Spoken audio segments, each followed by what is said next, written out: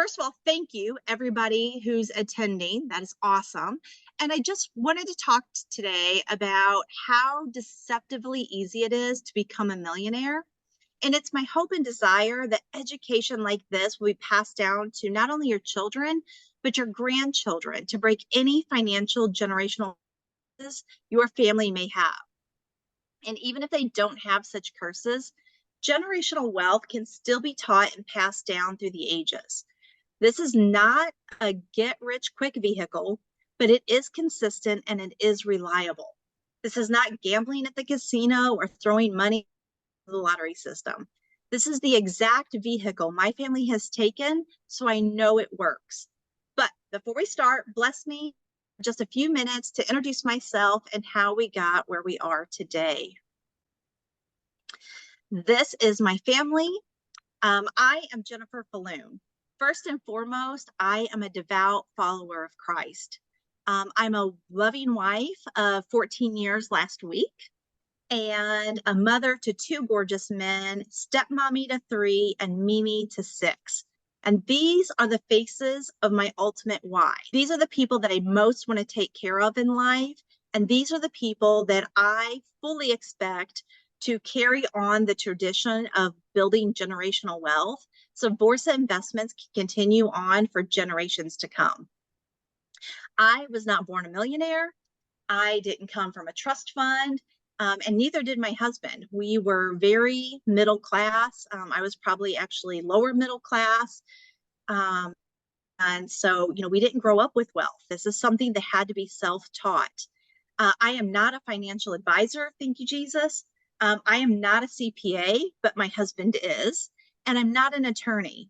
What I am is someone that figured out exactly what I wanted in life. And I worked hard to get there, and I found the means to get us there through real estate investing. So my path is marked with such divinity from God that I know I am not only on my path of purpose, but I'm going to do great things in many communities.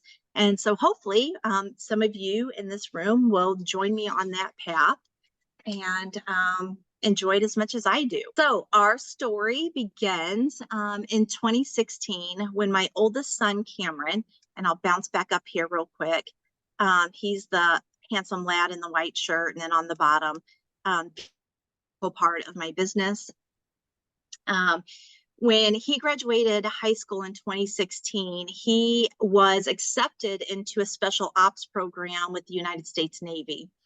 However, 2 weeks before he was to start boot camp, his program was cut. Him and 1,200 other service people or potential service people, their program was cut. And it was too late in the recruitment process to give him another position worthy of his ASVAB scoring. He scored ridiculously high, and he refused to settle for less than what he knew he deserved. So he was then pronounced no longer property of the U.S. Navy, and for the next 2 years, Cameron struggled without fruition to get into any and every military branch he possibly could. But it was just one mishap, one unfortunate event, just one thing after another that would not allow him to, be accepted, or his paperwork kept getting lost. We were very transient. It was just a nightmare. And so after 2 years of this mess, it left my son feeling very depressed and without purpose. And then came the very dreadful announcement that if in the next month he wasn't accepted into the military, he would be committing suicide. And so my oldest son is a very staunch, no-nonsense kid. He says exactly what he means, and he means exactly what he says. So this was not an emotional statement that was made, and this is something that was very thought out. And I realized how thought out it was when he had come to me and said, this is the things I want after my death. These are the things you need to do before I commit suicide. I need to make sure you have a life insurance plan. I need you to know that I don't want to be cremated. This is where I want to be buried. This was a lot of planning into this. And so talk about a mama hitting her knees in prayer. I could not pray hard enough to God to please save my son. And to me, it just seemed impossible. 2 years of fighting these military branches to get this kid in, I just didn't see it, right? And we don't, because, God keeps secrets and we're not always to know what his plans are. So, as if that wasn't traumatic enough, I'm working in a car dealership as a finance manager, and I had one of the most condescending, life-hating, managing bosses of my life. I hated this jerk face. And I have had some bad bosses, right? Like, I'm just not employable. But yeah, bad bosses, but this dude takes the cake. And we were just constantly at war. So while my husband is really wanting to get into real estate investing, this was really his passion to begin with. Wanted to attend a local real estate investment group in our city, and really wanted to learn about fix and flipping and holding rentals. And so he went to this meeting, fell in love with it, begged me to come to the next meeting, and I did. And at that meeting, they were offering a 3-day boot camp, all intensive, to learn everything there was to learn about real estate investing. So we bought 2 VIP tickets. And when I went to work to ask for that weekend off, it was denied by my boss. And so I was so angry and I was so frustrated. We spent, $1,000 on these tickets. Somebody was going to go. And so I got home that night and I told Cameron, you have to go to this event. And he said, it sounds awful, don't want to go. And I put my foot down, don't care. We spent this money, you're going. And let me tell you, it changed his life. He was blowing my phone up after the first night saying, this is what I'm supposed to be doing. This is my purpose. I don't even want to get into the military because it's going to set me back on helping people. And he was determined that our business was going to change the lives of those in need through real estate. And that is what we've done the last 5 years. Our millionaire mindset. When we first started out, we were still very trapped in middle-class mindset. I mean, that's what we grew up with. That's what our parents taught, and their parents taught them. And the parents before that probably grew up in a depression area where they probably didn't even have a middle-class mindset. They had a very poor mindset. And we realized if we were going to do better, we had to start thinking better. So we intentionally put ourselves in rooms with the best of the best gurus in our industry and made real lasting connections and friendships with them while mimicking everything they did and listening to, and then catch this, we implemented everything they told us. And when they saw how serious we were and how hard we were willing to work, the more willing they were to keep pouring into us.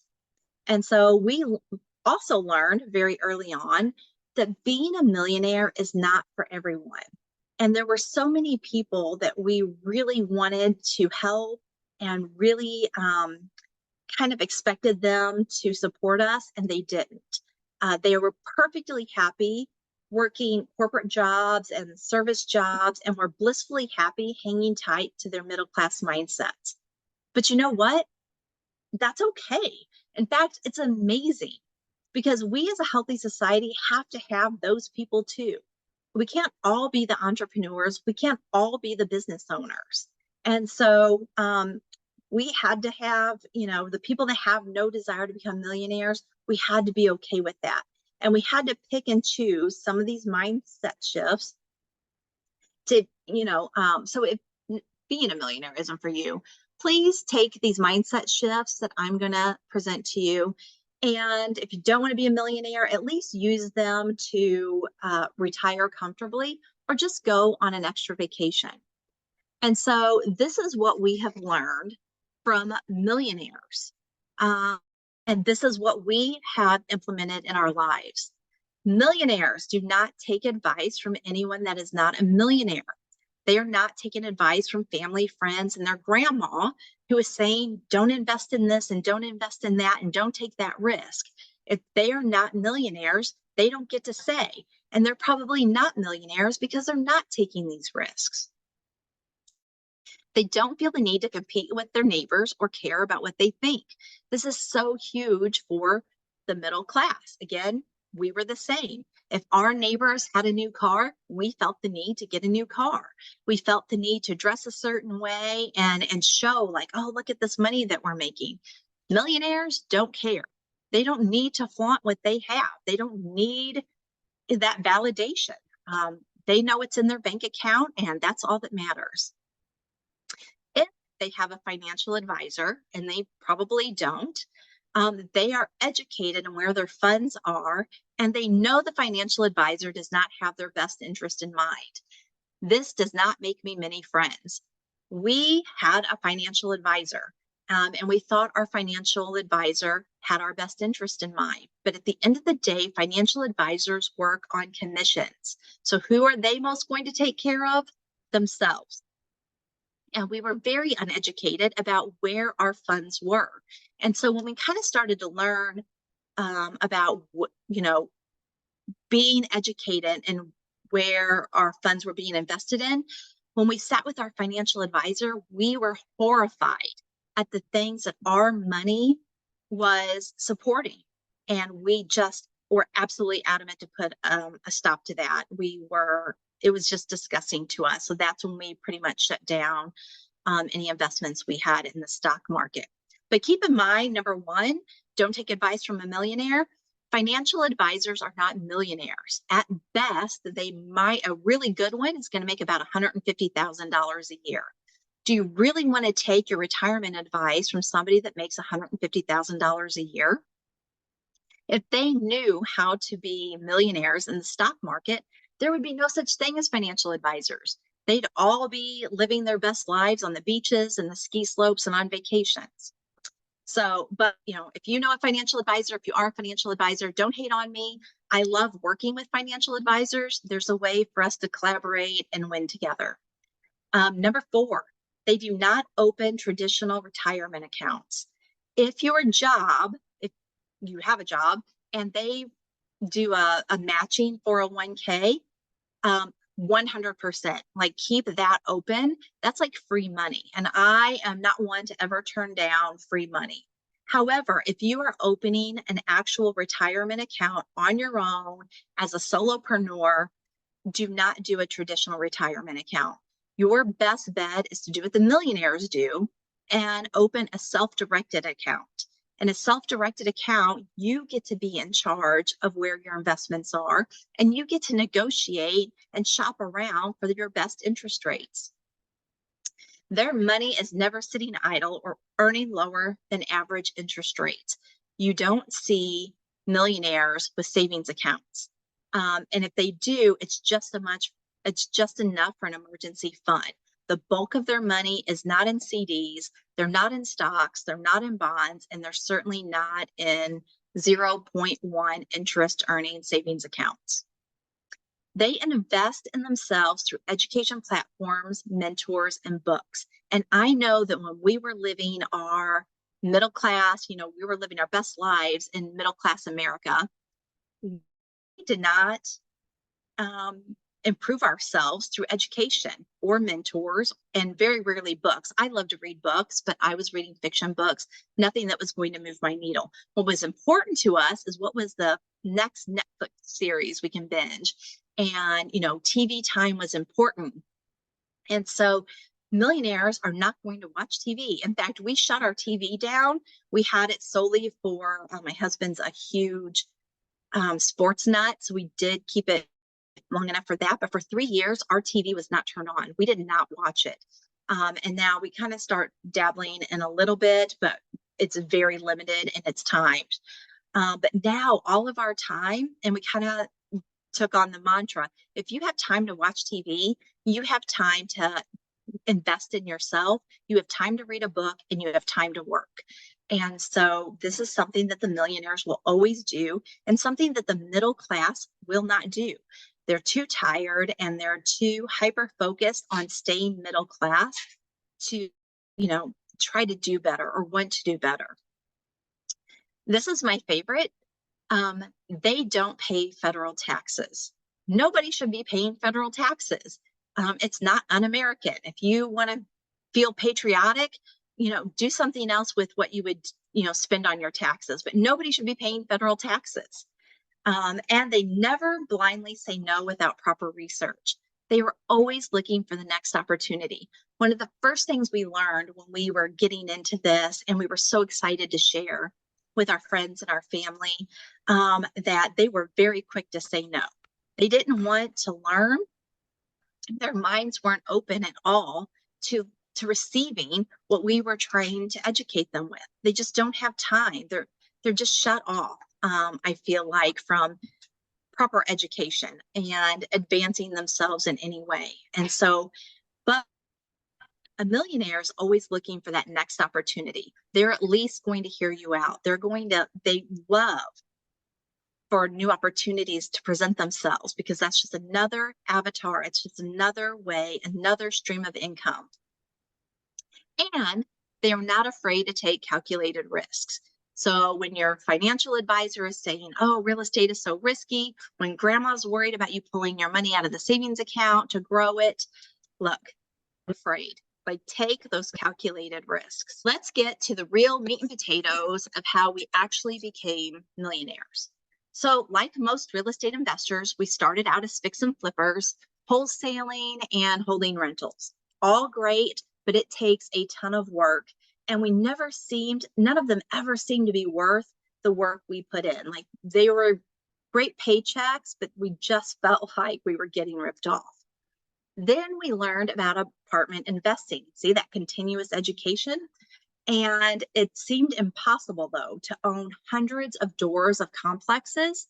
I mean, that's really that's like Robert Kiyosaki and Donald Trump and Jeff Bezos level, right? Like, we can't, everyday average Americans cannot own apartment complexes. And not only did we find that that was the furthest from the truth, it was so much easier than flipping houses. It blew our minds.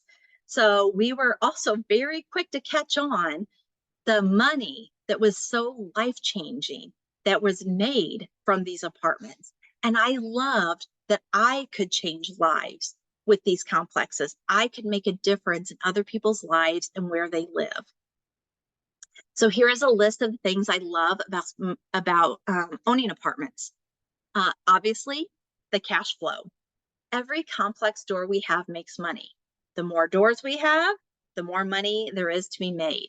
So in 100 doors, if 1 or 2 are vacant, or heck, if even 10 are vacant, we are not in distress. It's not going to cripple us. And unlike single family, if you have a vacant house, that could be very crippling financially if you don't get somebody in that house quickly. And so again, the more doors you have, the more money you make. We have thousands of doors. Each door makes about $1,200, give or take, but that's about the average. That is a lot of money just coming in, and the checks are coming while we're sleeping. Control. I am a bit of a control freak, and this was very important to me. As an owner of an apartment complex, I get to decide how much rents go up. I get to decide how my tenants are treated. I get to make sure that the parking lots are well lit and safe. So when my elderly people come home late at night, or my single moms are dragging 2 babies in late at night, they feel safe. And that was so important to me, to make sure that all of my apartment complexes are affordable, they are safe, and they are clean. They are where families want to come home. The ability to force appreciation. Forced appreciation it's a strategy used in real estate to increase the value of an asset through deliberate actions taken by the owner. So we are making deliberate actions to rehab the interior, clean up the exterior, the parking lots, making sure these are pretty, value-driven complexes. And so over time, as we do these values, we call them value adds, as we're doing these value adds, we're forcing that appreciation and that equity to grow into that complex rather than just letting it sit idle and let the equity increase naturally, which could be super slow. So acceleration also reduces the federal taxes. So remember, I hate paying federal taxes. This also helps reduce any tax gains. So freeing up our money for other acquisitions. The velocity of money. So apartment ownership has an economic value at local levels. And this is what I love. I love being able to employ local people to come in. And these are the people that are fixing our roofs or putting in windows or paving our parking lot. They are fixing our HVACs. And these people in these service industries, they're not only giving back to the economy, right? These local economies are growing. We're providing jobs, but these are also our tenants. So we're making sure that people are working and able to afford living in our apartments. And then, of course, the tax advantages. I'll probably beat that poor horse to death. But I hate paying taxes, and I hope everybody hates paying taxes. They suck. And so the tax savings in owning an apartment is that you get a K1, and it's just a code in the tax law book that says while the apartment complexes are real estate, they are always appreciating and earning value. The things like the roofs, the HVACs, and water heaters I was talking about, those are depreciating every day. And every year, everyone invested in the apartment complex gets the share in this appreciation through the K1. So take that, Uncle Sam. And then, of course, the economy of scale. The more you own, the more you make. So here are a handful of the apartments that I own or I have ownership in. And is it a lot of work? It freaking absolutely is. And it is not for the faint of heart. So what if you want the benefits of becoming a millionaire without all the work? Well, that's where I come in with Vorsa Investments. We literally give busy professionals that don't have time to do the work of running an apartment complex, much less several of them, the opportunity to become millionaires, or at the very least, retire comfortably, or go on an extra vacation. But we're able to do this through the consistent passive income and large back-end payouts. We do all the heavy lifting while our investors get to sit back and collect their checks. And it's a win-win for all of us. And I love to run my business as a win-win. It's so important to me that everybody gets to join in, everybody gets a piece of the pie, everybody gets to win. So, but what if you don't have the money to come in as an investor? No worries, because we have you covered too. There are several ways to have ownership in an apartment complex without coming up with any of your own money. And the first is to actually bring the deal. You can make friends with commercial brokers, strike a deal with them, get on their, we call it pocket listings, get on their pocket listings, have them send you the good stuff before it hits the market. You can reach out to apartment complex owners yourself, go in your neighborhood, especially smaller ones, ask who the owner is. And a lot of times the person in the office is the owner. Ask if they'd be willing to sell. Strike up that deal with them, present us the deal, and voila, you have ownership in this apartment complex for bringing the deal. And the second is to underwrite. This is something I hate with all my heart. I know how to do it, but I hate it. I am not the numbers person. So if you love numbers and you love spreadsheets and have extra time on your hands, we will teach you how to underwrite and you can have a piece of the deal. And thirdly is to bring the money. We love referrals. And if you can introduce us to people that have money, that people that, want to own apartments without being landlords, people that want out of the stock market, please introduce them to us. And then you can come in with ownership as somebody that brought the money. Now, when you're coming in as this particular part of the ownership, you're a general partner, and as opposed to a limited partner, which are the passive investors. So as a general partner, there are additional jobs that we would ask you to do per SEC guidelines, but it doesn't have to be intensive, time consuming, or scary. Super easy, and you can pretty much pick and choose what it is you want to do or don't want to do. So at Vorsa Investments, we live our core values in and outside of our business. Trust, integrity, honesty, and freedom is what we want to not only give our investors, our management companies, and tenants, we want from them. And this is absolutely what we will live and die by. So who is a good fit for investing with Vorsa Investments? Well, basically anyone with a retirement account. So if you or anyone you know left in the case sitting there, probably losing money right now in the stock market, get that rolled over as a non-taxable event into a self-directed retirement account. Use that money and grow it. Anyone with cash in a coffee can, look, that is not going to serve you. Even if you have money under the mattress in a savings account, none of that is serving you, and you are not going to get anywhere with it. Get it out of that coffee can, get it in a self-directed retirement account, and get it working.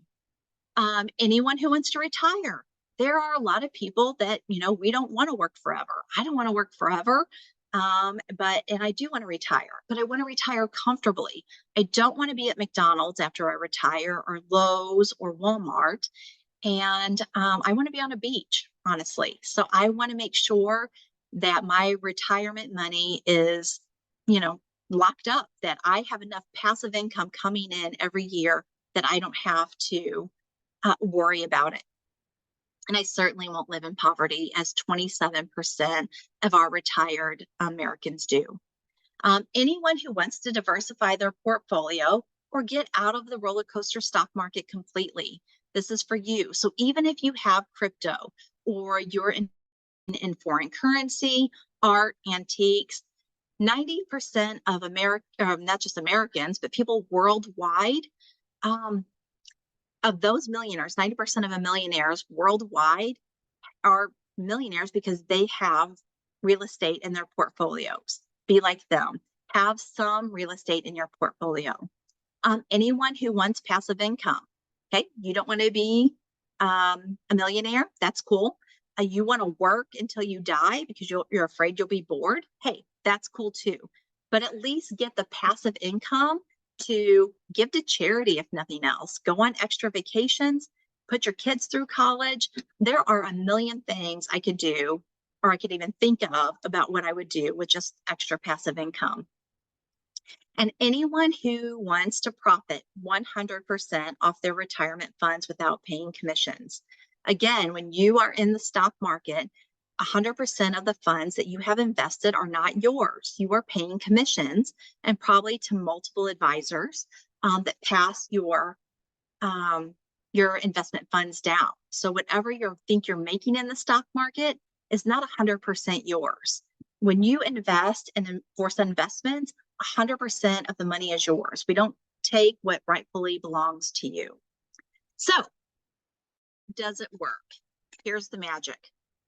An investor puts in $50,000 for a 5-year investment term. At a 6% annual rate of return, the investor makes about $3,000 a year, $15,000 over the 5-year hold. Getting your yearly K1 offsets most of it, so you're not, if not all of it, so you're not paying taxes on those profits. It's pretty much 100% yours. At the end of the 5-year cycle, the investor gets their initial investment of $50,000 back, plus 30% of the back end bonus from the sale of the property, totaling another $15,000. So the total made from this 5-year investment minus your initial investment is $30,000. So you roll investment of $50,000 back over, along with your back end bonus at least. But if you've been saving your quarterly payouts, you can add that too. But the minimum of that is $65,000, the maximum $80,000. Continue to reinvest the initial investment plus your back end payouts, and the money continues to compound. And then the beautiful thing is we don't hold our apartments the year kind of very conservative.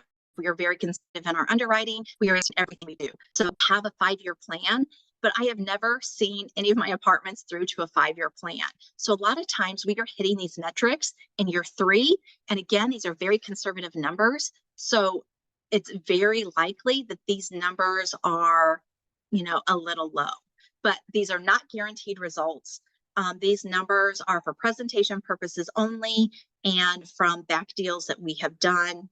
And I'm happy to share those back deals to see, exactly what people made.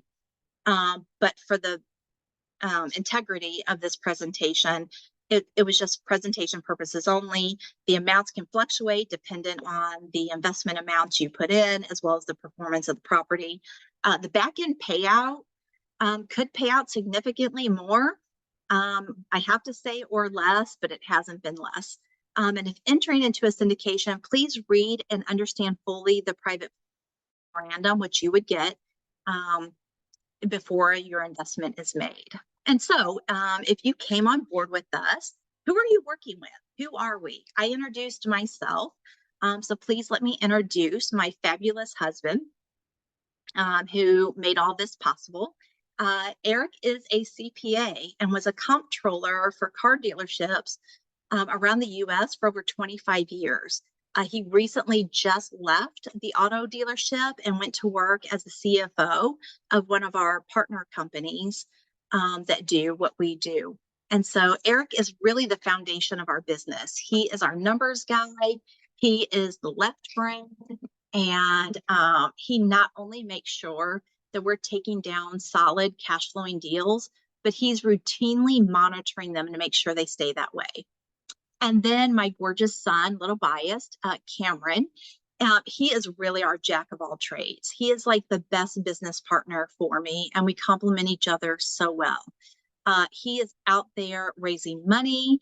He's at networking events. He's a significant part of our due diligence team. This kid has a ridiculous keen eye for structure and things like the HVACs and, being able to tell just by looking at them how old they are, but fantastic on our due diligence team.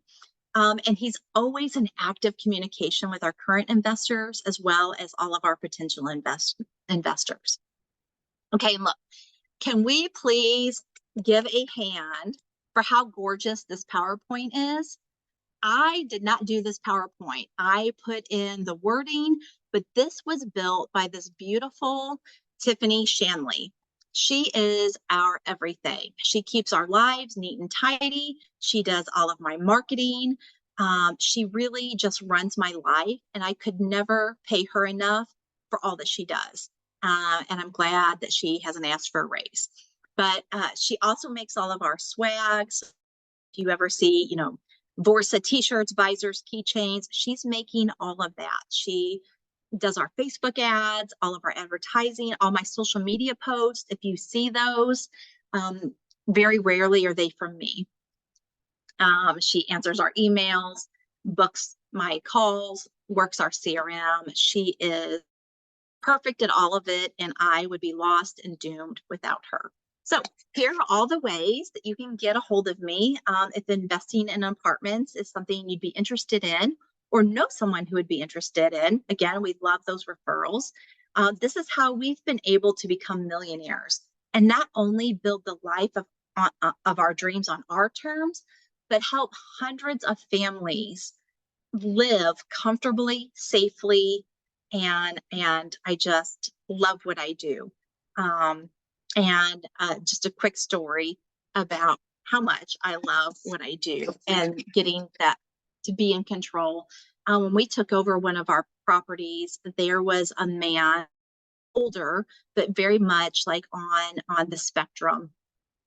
But he worked and was very kind. And when we were taking this over, the managers that were in this were telling me about him. And they said, he always pays before the end of the month, but he never pays on the first. Like, he will make weekly payments, but he works really hard and he feels like he's a burden.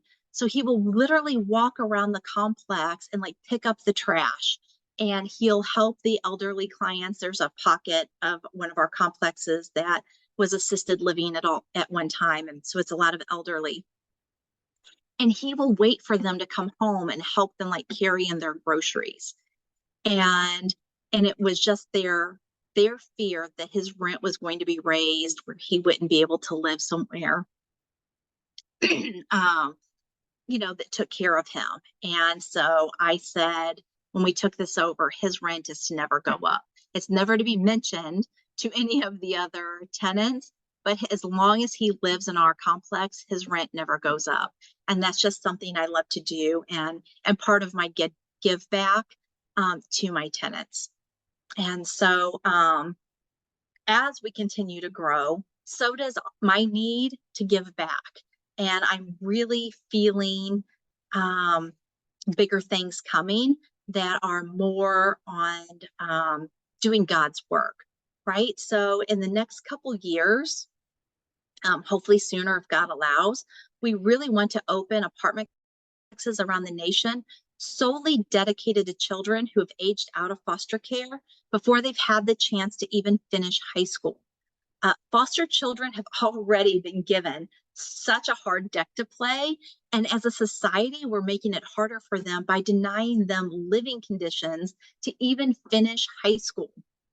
So these apartments would give them a 2 years to get a degree. I know you can get an associate's degree in 2 years. I'm not sure about trade school, but I feel like you could get pretty far in a trade school in 2 years, if not finished. Or if they're just not interested in working or able to work, it gives them a solid 2 years to just work if they're not able to go to school, to just work and bank that money so that when their 2 years is up, they're able to leave without financial strain. So I would also like to provide them counseling as well as financial literacy like this, so they too can break the generational curses. The bad deck they were dealt can end with them for good.